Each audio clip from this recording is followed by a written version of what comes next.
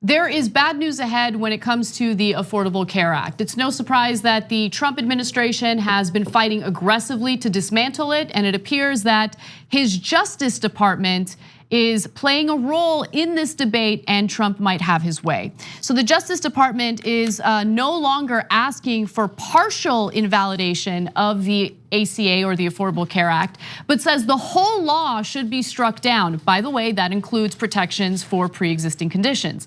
Not just some of the insurance provisions, but all of it, including the Medicaid expansion and hundreds of other reforms. That's a total bombshell, which could have dire consequences for millions of people. That was a direct quote from Abe Gluck. He's a Yale law professor who's been tracking this case. It's been making its way through the courts, and things are not looking so good. So note that previously the administration wanted to keep certain parts of the Affordable Care Act. They said that the law's protections for people with pre-existing conditions should be struck down, but the rest of the law, including expansion of Medicaid, should survive. So now they're like, no, we want to get rid of all of it. We don't agree with this law and we find it to be unconstitutional. And there's actually a federal judge who agrees with them on that. So that judge actually put out a ruling earlier. His name is Reed O'Connor. He's from the Federal District Court in Fort Worth.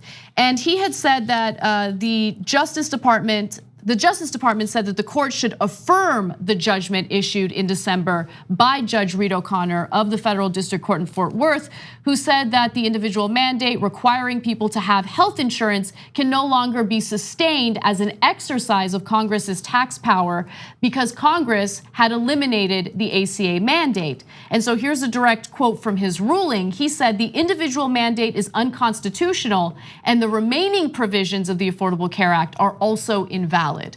This is bad news. Okay, well, it is policy-wise, but politically, the Republicans better be careful what they wish for. Disagree. Okay, so we'll get to our disagreement in a second. So first of all, let's note that the conservatives love activist judges.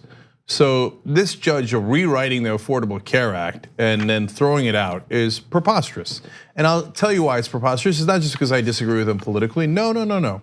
No, in this case, in 2017, a Republican Congress with a Republican president fought over this issue and they could not defeat the Affordable Care Act. They only took out the mandate and they left the rest of the law intact. So that is overwhelming evidence that Congress knew exactly what it was doing. It did not aim to take out the whole law because it tried and failed. So for an activist judge to say, no, I'm going to overrule Congress, I'm going to make the law. Even though Congress already voted on it. You remember the famous John McCain vote like this where he kept the Affordable Care Act? This one judge in Fort Worth, Texas saying, no, I'm gonna be an activist and I'm gonna veto the entire United States Congress.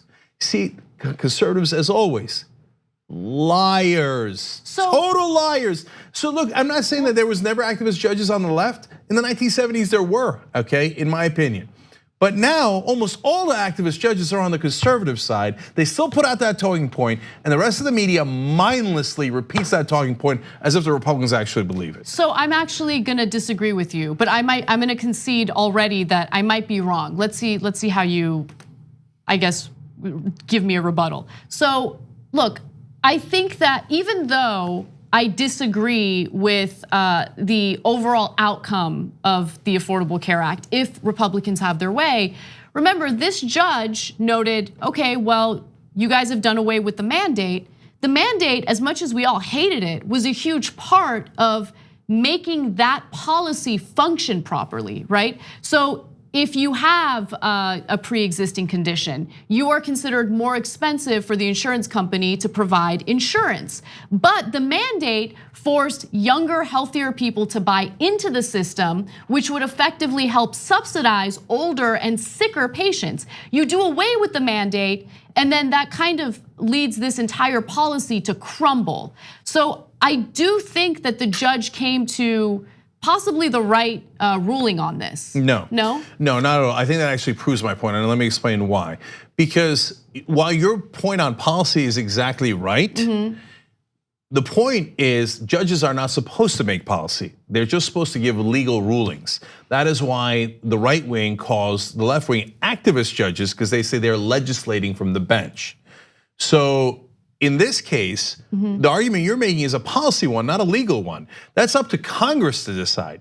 Now, it would have been fair for Congress to say, well, if we take away the mandate, the rest of the law really does crumble because policy-wise, the young will leave and it'll get too expensive. But that's a legislative decision. That's not a decision for a judge. A judge simply has to say whether it's constitutional or not constitutional. If you say the mandate's not constitutional, that is actually a totally arguable position.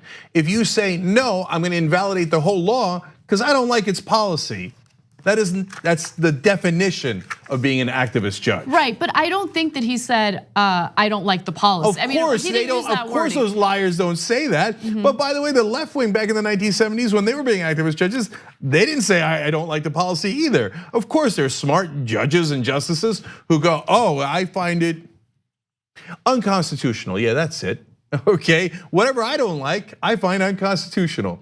So that's what it is. So I think that's the activist part, but there's a second part to this story that is very, very important and arguably more important.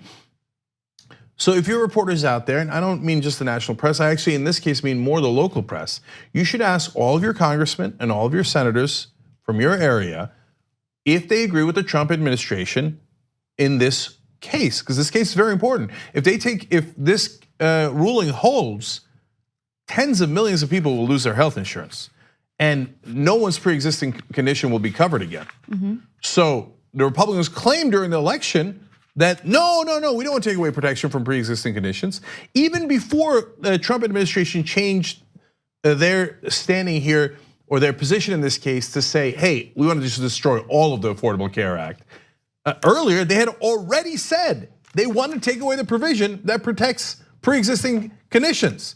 So Republicans, which one is it? Do you agree with Trump in this case, which would then allow the protections for pre-existing conditions to be taken away? Or do you stand by your position during the campaigns that you wanted to protect pre-existing conditions? Which one is it? They should all be forced into a decision. But instead what they do is, oh, I love Trump. Oh, my Republican voters, oh, Trump is right about everything. Trump has got a total exoneration on everything he's ever done. He's awesome, he's fantastic.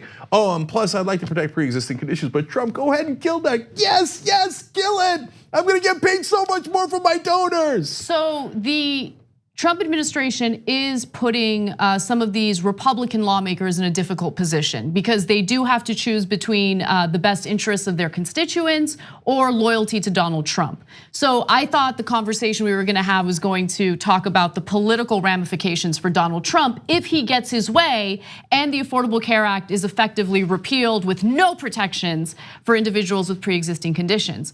I would argue that even if Trump gets his way, it is not gonna hurt him politically. It just isn't. No, you see, that's why I put out a tweet today, because a lot of people, I'm afraid including you, get this total BS thing in your head about how Trump's invincible. He is invincible. No way, no way. His base does not care. They do not care. But Anna, look, his base is 35% of the country. Yeah. Not 65%. Not 65%. So why did he win? And why does he get away with everything now? One is he ran against the most unpopular candidate in American history. According to the polling, that's a fact. More unpopular than Mondale, Dukakis, anyone else. Hillary Clinton was the single most unpopular candidate of our lifetime since polling has begun. And we forget that, and as if like, oh, Donald Trump accomplished something. No, he was gifted the presidency. So, and the press calls everything even, to his great advantage, etc. But the normal laws of physics and polling still apply. They did not magically disappear. With 35% of the country supporting you, you do not win elections, you lose elections. Is it possible that the Democrats could bungle it again by picking an establishment candidate just like they did last time? Yes, they all want to, and they all want to lose to Trump. Just like they wanted to lose to him last time. Oh, Nancy Pelosi's still bragging about it. Oh, but we're raising a lot of money because of Trump. Okay, they didn't want to lose to Trump. They're born losers. Their donors pay them to lose. How many times do I have to be proven right about that? Anyway, so in this case, I hear your note of concern about the election overall because of what ridiculous losers this Democratic establishment are.